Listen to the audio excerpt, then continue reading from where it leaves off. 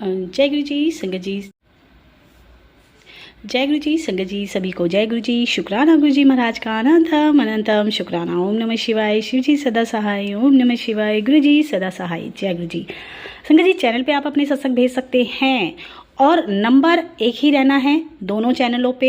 आप लिखे हुए भी सत्संग भेज सकते हैं जिनको मैं अपनी वॉइस में पढ़कर सुनाने वाली हूँ। और अगर मुझे किसी वीडियो में या ऑडियो में आपकी वॉइस सत्संग में क्लियर नहीं लगती है तो उसको भी मैं अपनी वॉइस में बोलकर सुनाने वाली हूँ। अगर आपको लगता है कि आप इजीली लिख कर नहीं भेज सकते हो तो आप बोलकर भेज सकते हो। आवाज़ कैसी भी हो, मेन है कि उसमें सत्संग है, तो उसको भी मैं सुनकर अपनी वॉइस में सुनाने वाली हूँ। क्योंकि संगत को बहुत इशू रहता है वॉइस को लेकर के, आंटी सत्संग समझ में नहीं आ रहा है, क्लियर वॉइस नहीं है। तो अभी हम ये शुरू करने वाले हैं, या मैंने कर दिया है ऑलरेडी। अभी मैं दूसरों की रिकॉर्डिंग वाले सत्संग बहुत कम डाल रही हूँ, लिखे हुए या आपके बोले हुए सत्संग को मैं खुद अपनी वॉइस में डाल रही हूँ। जय गुरु जी।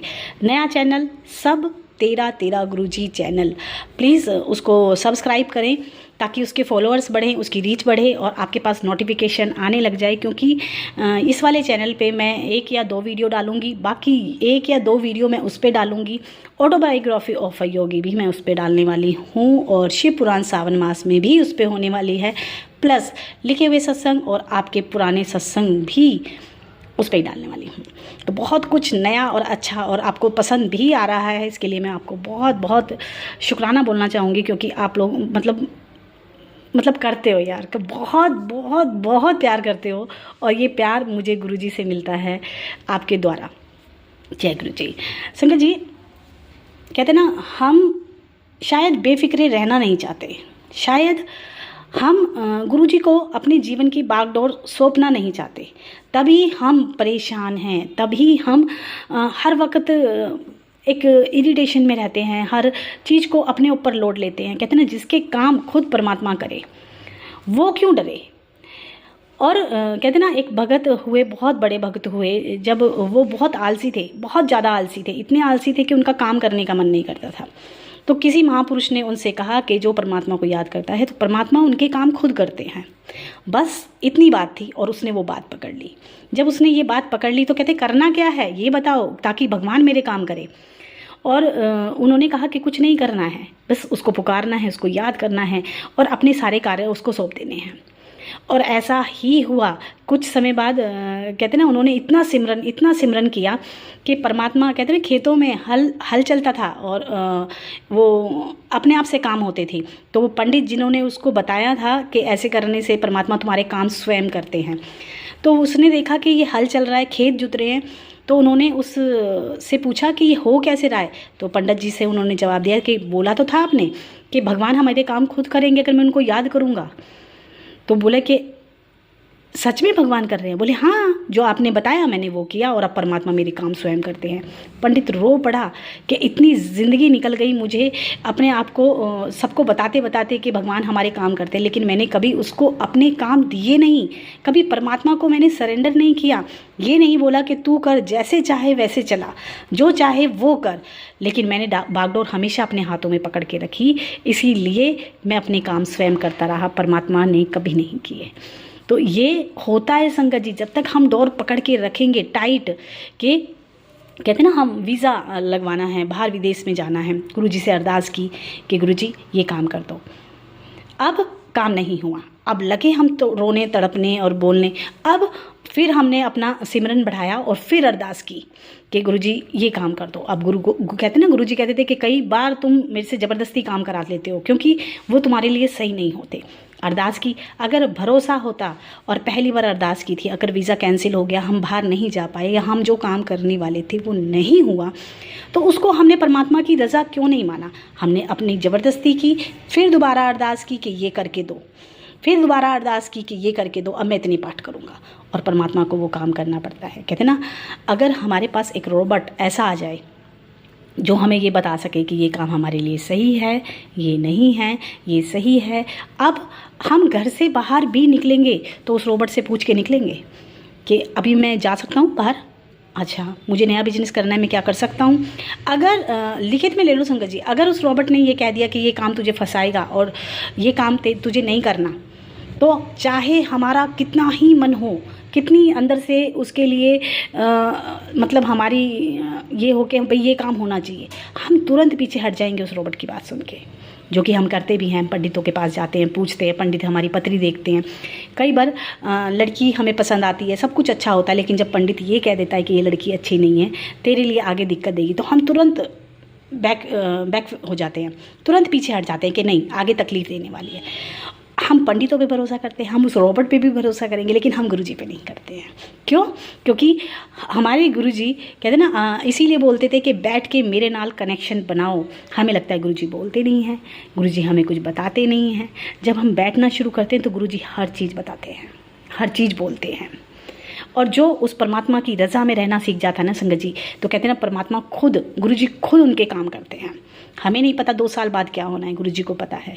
अगर उन्हें लगेगा कि हमें बाहर जाने से तकलीफ़ होनी है, कहीं हम फंसने वाले हैं, तो वो क्यों भेजेंगे? अगर उन्हें ये पता है कि यहीं इंडिया में रह के ही इसका बहुत अच्छा काम चलने वाला है, बिजनेस चलने वाला है और इसे कोई तकलीफ़ नहीं होने वाली, तो गुरुजी हमें यहीं रखेंगे ना, बेशक से हमारा मन हो। तो अपने मन के हिसाब से चलना ही क्यों है? पंडितों की बात पे विश्वास है, सबकी चीज़ों पे विश्वास है, लेकिन गुरुजी पे भरोसा नहीं है कि गुरुजी अगर हमें कोई काम नहीं करने दे रहे हैं या हमारा कोई काम नहीं बन रहा है, तो मतलब गुरुजी की रज़ा नहीं है, वो हमारे लिए अच्छा नहीं है। हम नहीं जानते। और कहते हैं ना, जब परमात्मा के सिमरन में हम जुड़ जाते हैं, उनको पुकारते हैं, तो कहते हैं ना, बड़े बड़े काम वो खुद करते हैं, वो स्वयं आके करते हैं। एक छोटा सा प्रसंग मैं आपको बताने वाली हूँ। एक बहुत बड़े संत जो मतलब इतने लीन रहते थे समाधि में और इतने ध्यान में रहते थे, लेकिन एक समय ऐसा आया जब उनको खुद से उनके गुरु ने दर्शन दिए और बोले कि अब मैं तुझे वो दात देने वाला हूँ कि तू चाहे कुछ भी करे, तू हर वक्त मेरे सिमरन में रहेगा, मैं तुझे रस देने वाला हूँ, कहते हैं ना, नाम का रस। अब जब उसे राम का रस मिला तो उसने सोचा कि क्यों ना मैं यहाँ से सब कुछ छोड़ छाड़ के जो मुझे डिस्टर्ब करती हैं चीज़ें, मैं जाके जंगल में बैठूँ।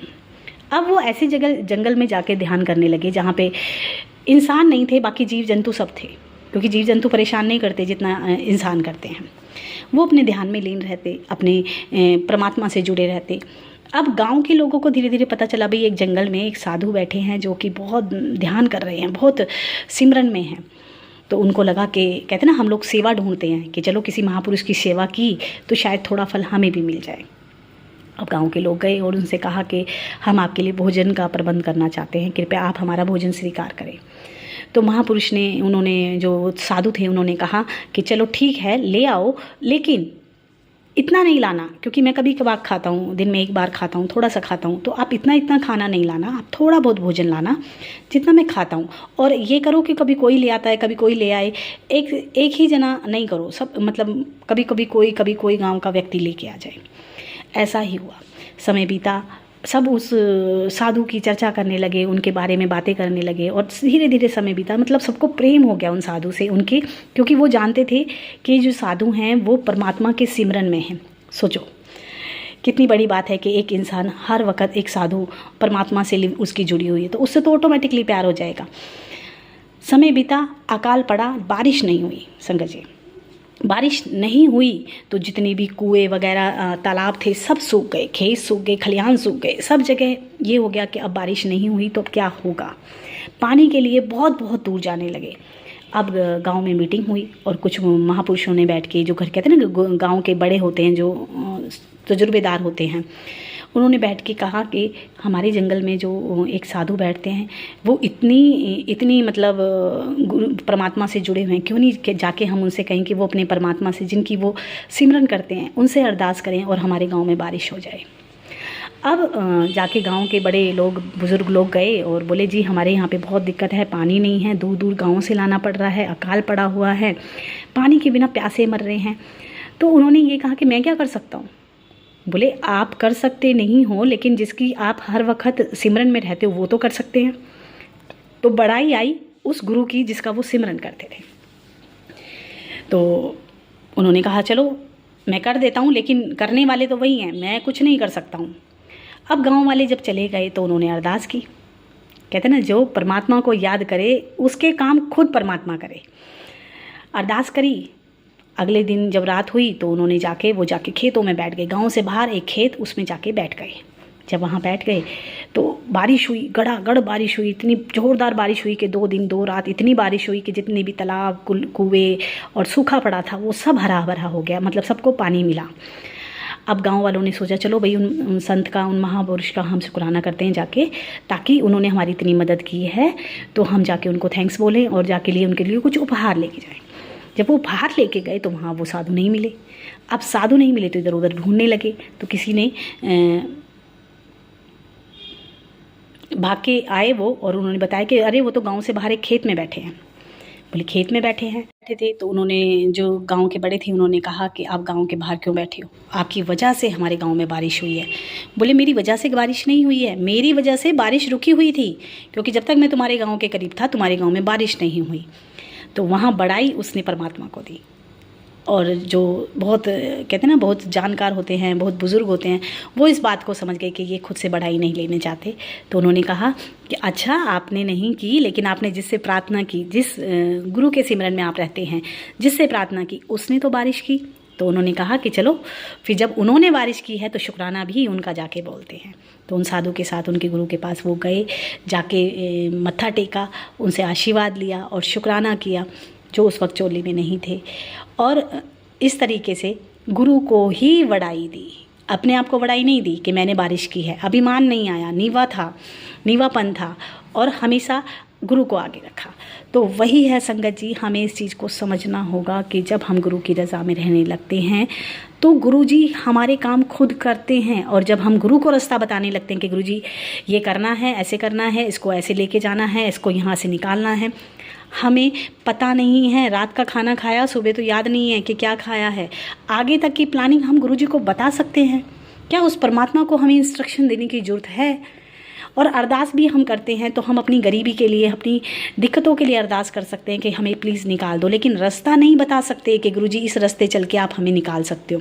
उनको सब पता है, वो हमारे मालिक हैं, उनकी रज़ा में रहिए, हमेशा सरेंडर करते हुए रहिए, क्योंकि सुकून से जीना है तो सबसे अच्छा उपाय यही है कि उस गुरु के हाथ में अपनी बागडोर दे दो कि अब जितना चाहो उतना ऊंचा उड़ाओ, जितना चाहो उतना खींच मारो, जैसे हमारी ज़िंदगी आप चाहते हो वैसे हमें रखो, क्योंकि हमें कुछ नहीं पता और वाकई ही नहीं पता। जय गुरु जी। आज एक सत्संग है एक आंटी का, वो बताती हैं कि उनका बेटा जो ट्यूशन जाता था, 9 ईयर का है वो, तो बोले वो बहुत शैतान है। तो बोली मैंने उसको कोचिंग सेंटर तो छोड़ दिया, मतलब किसी से छुड़वा दिया ऑटो से, लेकिन अभी उसको लाने की व्यवस्था नहीं हो रही थी और मैं बहुत परेशान थी ये सोच के कि बच्चा आएगा कैसे, क्योंकि किसी पे विश्वास नहीं कर सकते बच्चे को लेके। तो उन्होंने, जो ऑटो वाला था एक, उससे कहा कि प्लीज़ आप मेरे बच्चे को ले आओ। तो वो बोले मैं नहीं जा सकता हूँ। तो बोले कुछ व्यवस्था कर दो। तो आंटी देखती थोड़ी देर बाद ही एक ऑटो वाला सरदार जी की पगड़ी बांधे उनके बच्चे को कोचिंग सेंटर से लेके आ रहा है। और जब उन्होंने देखा तो उसके ऑटो में गुरुजी का स्वरूप था और उन्होंने जय गुरुजी बोला। और आंटी बोली कि कहते ना, वाकई हमारे काम गुरुजी करते हैं। जब हम परेशान होते हैं, उनको पुकारते हैं तो वो खुद करते हैं, और जब हम कहते हैं कि हम भाग भाग के कर लेंगे तो गुरुजी पीछे बैठ के देखते कि कर ले। एक सत्संग और एक आंटी का है, वो बताती हैं कि एक सत्संग उन्होंने चैनल पे सुना होगा जिसमें मैंने शेयर किया था कि कोई मूर्ति शिव जी की घड़े में बंद थी। तो बोली मैं जैसे आधा घंटा रोज़ बैठ के गुरुजी के पास सत्संग करती हूँ, और सत्संग करते करते मुझे एकदम मैंने वो सत्संग ध्यान में आया कि मैंने भी तो ऐसी कोई गलती नहीं की, मैंने तो कोई स्वरूप, कोई चीज़ ऐसे नहीं रख दी, क्योंकि सत्संग करते करते उनके दिमाग में आया। तो उन्हें याद आया कि एक स्वरूप जो उनको किसी सत्संग में मिला था कैलेंडर में, वो उन्होंने किसी, जिसमें पूजा के बॉक्स में रखते हैं, उसमें रख दिया था, और वो मेड ने उठा के उसके ऊपर सामान रख के वो कहीं और रख दिया। तो आंटी को वो याद आया कि मैंने भी यही गलती की है। तो जब उन्होंने इधर उधर ढूंढा, देखा, तो वो स्वरूप निकाला और गुरुजी से माफ़ी मांगी कि गुरुजी मैंने बहुत बड़ी गलती की कि आपके स्वरूप को डब्बे में बंद करके रख दिया। तो कहते हैं ना, सत्संग अगर हमारे पास आते हैं संगत जी, तो वाकई ही वो सत्संग हमारे लिए ही होते हैं। गुरुजी हमें वही सुनवाते हैं जो हमारे लिए होते हैं। हमारी ज़िंदगी में परेशानी आने वाली होती है, हम जिस मुसीबत में होते हैं और जिस मुसीबत से हमें गुरुजी निकालने वाले होते हैं। आज के लिए इतना ही संगत जी, आप अपने लिखकर सत्संग भेज सकते हैं। जय गुरुजी, शुक्राना गुरुजी, और नए चैनल को सब्सक्राइब कर सकते हैं।